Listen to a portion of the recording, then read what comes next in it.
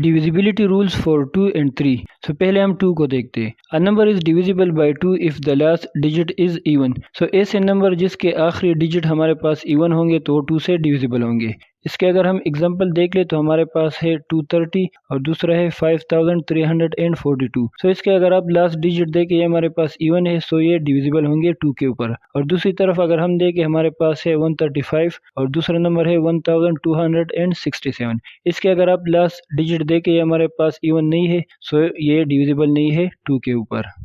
Now divisibility rule for 3. A number is divisible by 3 if the sum of the digits is divisible by 3. So ऐसे number जिसके सारे digits को अगर आप plus करें आपस में और उसका जो रिजल्ट होगा अगर वो 3 के ऊपर डिवाइड होगा तो वो पूरा नंबर भी डिविजिबल होगा 3 के ऊपर। इसका अगर हम एग्जांपल ले लें हमारे पास है 945। अब 945 में हमारे पास है 945, इनको अगर आप प्लस करें तो इससे 18 आता है और 18 अगर आप 3 के ऊपर डिवाइड करेंगे तो इससे 6 आएगा। इट मीन्स कि ये नंबर डिविजिबल है 3 के ऊपर। दूसरा एग्जाम्पल अगर हम देख ले 724। अब इसमें हमारे पास है 724 को अगर आप प्लस करें तो इससे 13 आता है और 13 को अगर आप 3 के ऊपर डिवाइड करेंगे तो इससे हमारे पास पॉइंट में आंसर आएगा। सो इट मीन्स कि ये नंबर डिविजिबल नहीं है 3 के ऊपर।